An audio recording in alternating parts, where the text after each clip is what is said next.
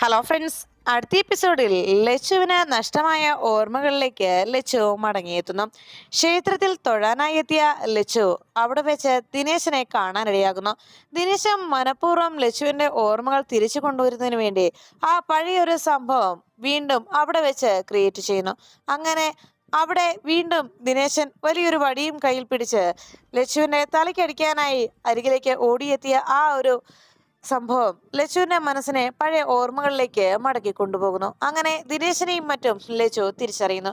അതിനുശേഷം ബോധരഹിതയായി വീഴുന്ന ലച്ചുവിനെ ദിനേശൻ അവിടെ ഉപേക്ഷിച്ച് കടന്നു കളയുന്നു. പിന്നീട് ക്ഷേത്രത്തിൽ തൊഴാനായി എത്തിയ സ്ത്രീകൾ ലച്ചുവിനെ രക്ഷിക്കുന്നു. അവിടേക്ക് സഞ്ജനയും ദക്ഷയും എത്തിയതോടെ അവർ ഹോസ്പിറ്റലിലേക്ക് ലച്ചുവിനെ എത്തിക്കുന്നു. അവിടെ വെച്ച് പഴയ ഓർമ്മകളിലേക്ക് ലച്ചു മടങ്ങിയെത്തുന്നു.